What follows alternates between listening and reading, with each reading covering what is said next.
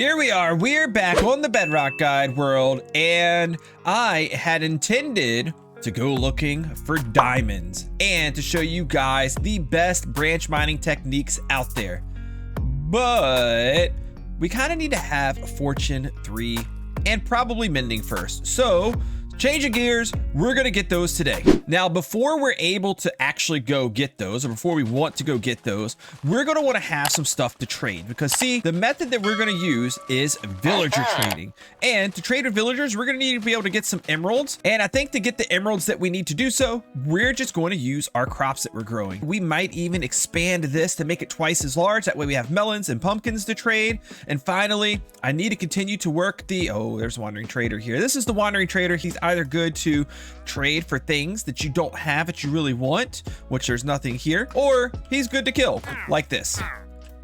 Moving along though, we're also going to get our sugarcane farm expanded further all the way down. That way we can get lots of sugarcane because we can trade that with librarians. So before we get to that trading part, I'm gonna spend a little bit of time over here doing some farming, and then we'll go over all those awesome techniques because you are going to need fortune if you're gonna spend any time in the caves or mining at all, because fortune will give you about 2.5 times the amount of stuff when you mine up those ores. And I don't know about you, but 2.5 times, it sounds pretty good to me. Okay, so first things first, we need to get our villagers, and we have a couple different options here. We can either set up to use the villagers in the village that we get them from, or we can bring them here. And I think for convenience, I think we bring them over here.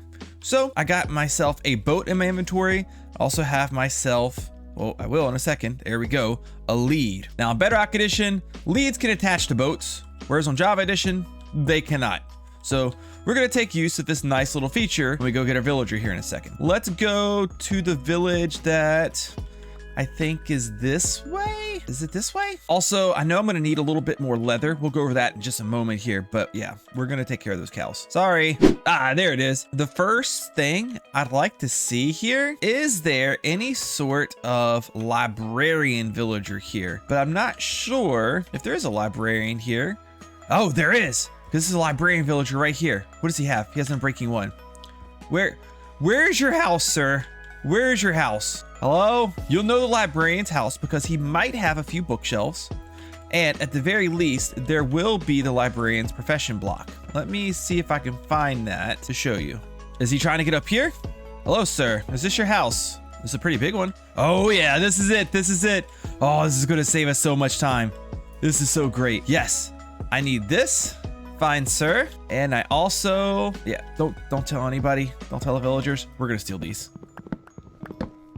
Nothing to see here. Nope. I'm just going to put you in a boat and steal you. And now, ow, the long journey begins. Oh gosh, how am I gonna get, this is gonna be a lot harder than I intended it to be. I need 2 librarians. Anybody else want to get in the boat? Oh, it is turning nighttime. Bed. And after a little bit of up and down and around, we've led them across water, and we now have them back beside our base. And before I do anything, I don't want them to just run back over to that other village, because that is very much what they may do. So I'm gonna come over here. I need to make another one of these lecterns, because this is what's gonna get these guys over here. I think this is what we need. Look, if I click on this button right here, it shows all available crafting recipes, even if I don't have all the bits for it. If I scroll down through here, we'll see the lectern. And okay, it's just wooden slab. We need to make a bookshelf. There we go. And then now if we make planks and some slabs, we can make a second lectern. We're gonna use this to lure these guys up here. We need to get them, I believe, a little bit further away from that village over there. So I'm gonna take my lead back over, because what the villagers will do, if they are too close to their home village, if they're still in a range to detect that there's a village there, which they might be, they're gonna go back there. Like you break that boat and they're just gonna start like swimming in that direction. So if we move them this direction further away. Hello? Oh no, that's not good. I swear, you better not. You better not. Ow! Oh, what if he's killing my villagers? Woo! Don't you do that to me. So I should be able to place down these, and we should see little green particles that tell us that the villagers see them and are linked to them. Oh, they're not going to do it without there being a bed in the area, I think, because they have to understand that this is a village. They need to think that this is a village. And for it to be considered a village, has to have a bed. And they're not close enough to see the bed. So if I place this bed down right here, can you see the bed? Ah, look, we got green particles on both of them. Now they are definitely connected over here. I can break this. Oh, sorry. Can you get up here? Yeah, up. Okay, thank you. Word of advice to you. Do not do that around iron golems. They will hurt you. But in any event, now what I should be able to do is we should be able to get these guys to want to move up here by placing their profession blocks up here. Are they still gonna link? Nope, the profession blocks are too high. Villagers are very finicky. They do not like linking to things. No, they do not. If you place them too high, then the villagers can't detect that they're there. Okay, they can detect these. Okay, go up there. Yeah, there you go. Now this bed, we need them to detect this bed again. So now I'm gonna move the bed up here. They should, nope. I'm gonna move the bed right here. Okay, now they can detect the bed. This guy likes this one. So we're gonna break this one and move it up a little bit higher. He should be able to relink to it. Yeah, there he goes. And now he'll move up higher. This guy, he's seen this one. Now we can take this up. We can move it up here. He's going to detect it. And yeah, this is how villagers look at lecterns. That's right. Yeah, I'm talking about you. You too. Now I'll move our bed up here. Get the bed up there. Okay. They do see that it's a village again. And last but not least, I should be able to place these up here. Yes, they did link. It's a little bit of a process to do, but once you understand how villagers think, which is not very much, they don't think a lot, you can manipulate them to get them to go where you want. So I should be able to place my bed back down up here. Have one of them linked to it? No? Where did they go? Did they run off? No, they're still here. Come on, link to the bed. Link to the bed. Oh, did we lose one? What are you doing back here? Go this way. Go on. This direction. Let's go. They're somewhere around here. Ah, there's one. Here's the other guy. Can you get out of there? Come on. Yeah, you. Follow me. This way. Oh, does he see? Oh, he can see the blast furnace now. All right, we need to break these. Can you guys see the bed? No. Back this way. Back this way. And there you go. Okay, so now I need to figure out where do I want these guys to kind of like be for now. Let's build them a little cell. Okay, this may seem like cruel and unusual punishment, but I promise you, at least for the early game, this is the best way to do it, because it's going to keep these guys from getting eaten by zombies, by wandering off and getting lost. It's just the best way to go. So I'm going to push him in because he stands right on top of it. Super easy. Push him in, put a block over his head. And you're supposed to jump up on it. That's what you do. That's your thing. Get up there. I'm really disappointed in you, Alfred.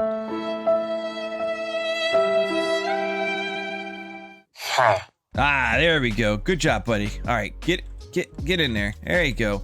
Okay.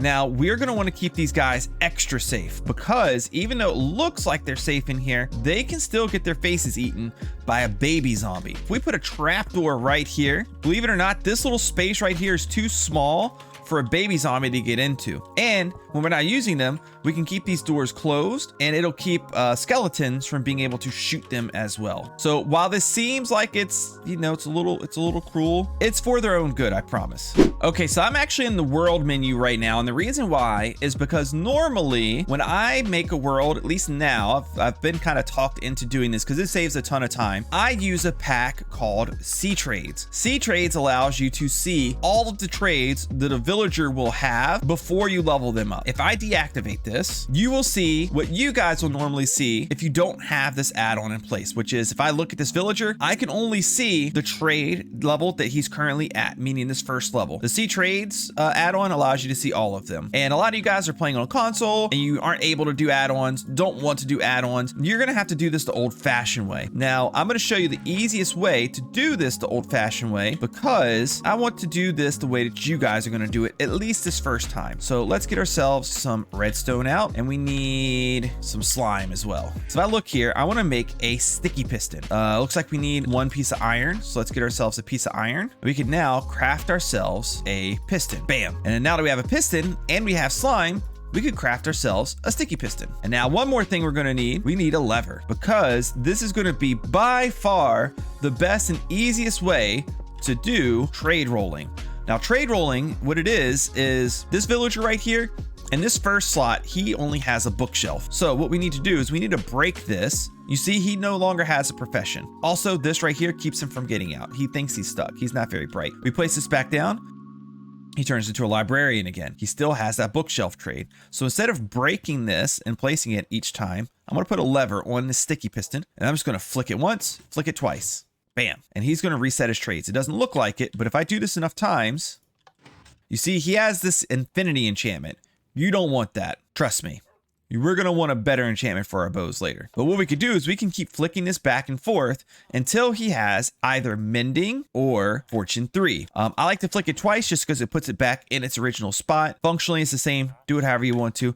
But it's a long process. It can definitely be a very long process. But I'm going to sit here for however long it takes. Could be up to 30 minutes or an hour. And keep doing this until we get our fortune or our mending enchantment. And I'm going to show you how to lock it in to make sure that once you get it, you don't lose it. And here we are. And it took like 3 hours. I'm just kidding. Actually, I got kind of lucky. I've only been sitting here for probably less than 5 minutes. And there we go. We have fortune 3 available. So this is what we need to do because we do not yet have 35 emeralds to buy this fortune 3 book. I do not want this guy to change away from this fortune 3 book though. If I just leave him like this, it's possible that at some point he unlinks and relinks from this block and changes his trades. So really quickly, we're going to run over here. We're going to get a stack of sugarcane. Here we go. Get a couple stacks and we're going to convert the sugarcane into paper like this. And we're going to trade with him. And as long as we trade with him at least one time, we have now locked in that fortune trade. He will not change. So if I do this again, you see he got the little like particles, but he didn't lose his profession. That's because he is now permanently a librarian and he will permanently have this fortune 3 trade. So now that we've done that with him,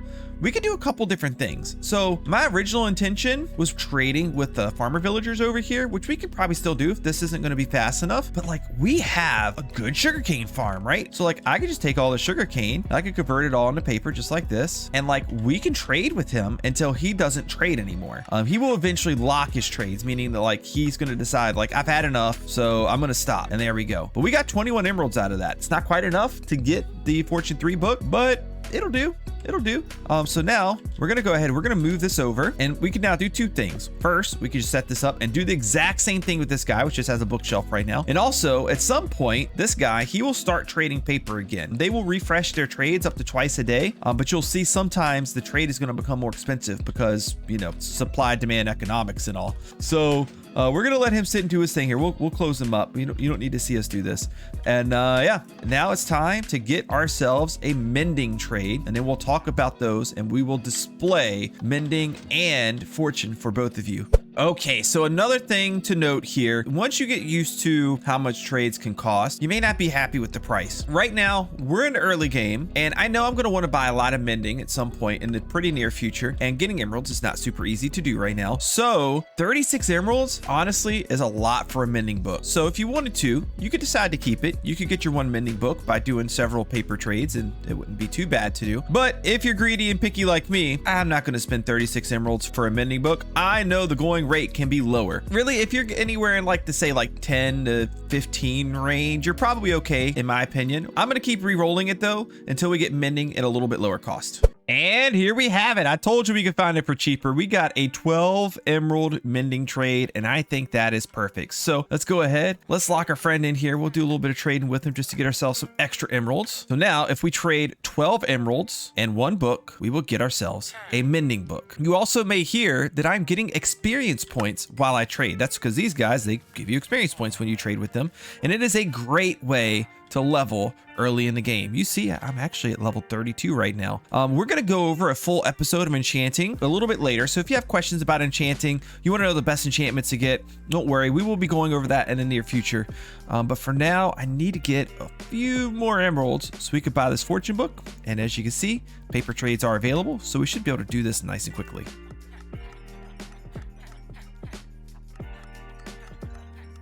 And there we go. We got ourselves 48 emeralds now. So now we could trade with this guy for fortune 3. But more importantly, now is the time to make our pickaxe. So we're going to go ahead. We're going to take 3 diamonds. We need to first make ourselves an anvil. An anvil is going to require 3 iron blocks plus 4 iron ingots. Make ourselves an anvil. And then 3 diamonds, 2 sticks, make us a pickaxe. what we could do is we could drop our anvil right here, click on that. We're gonna put our pickaxe in the first slot, and then we can take our fortune and our mending book, and we can either apply it directly to the pickaxe, or a cheaper way to do this is to take your books, combine them together like so, and then take your combined books and put them on your pickaxe like so. Now we have ourselves a Fortune 3 Mending 1 pickaxe. So, shall we have a little bit of fun? I'm going to show you guys the magic of the Fortune pickaxe now, but I have a surprise for you in the next episode because we're going to be using this bad boy quite a bit. And what I would like to do, instead of going and finding a cave, in the next episode, am I giving this away right now? In the next episode, we're going to be doing some diamond mining, and I'm going to show you guys like all the top techniques and tricks to not only get the most diamonds, but also to get the most of any of the ores that you're looking for. But one of the things we're going to do right now is we're actually going to just dig straight down. Now, I do have a pro tip for you. Don't actually dig straight down. Digging in a 1x1 like this, that would get you killed. But if you want to dig straight down, what you can do, stand in the middle of 2 blocks like this, dig down as far as you can on one side, then dig down as far as you can on the other side, and alternate back and forth, making sure that if there is some type of hole or something underneath you that could kill you, you're not going to fall in it, because you always have sight to look down, and you're never going to just fall down based on standing on just one block.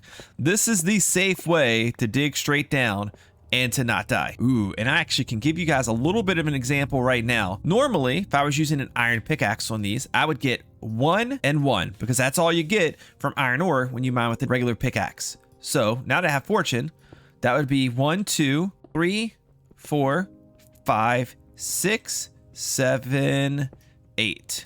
We just mined 8 ore blocks right there, but instead of getting 8, we got 12 raw iron. So as you can see, Fortune 3 is actually making it so we get a lot more, I guess, bang for our buck when we do our mining. It makes mining a lot more efficient. Let's continue to go down. And it seems like we have actually mined ourselves into a cave. So just to kind of show you guys a little bit here, I'm not going to dig ourselves all the way down. We're going to save that for the next episode, okay? But what I am going to do, light up this cave a little bit, and as we go back through, you're going to be able to see that we get ourselves so much from having this fortune pickaxe. Look, just those 2 redstone ore right there. We got 8 redstone from it. Now as we go through and get some iron, some lapis,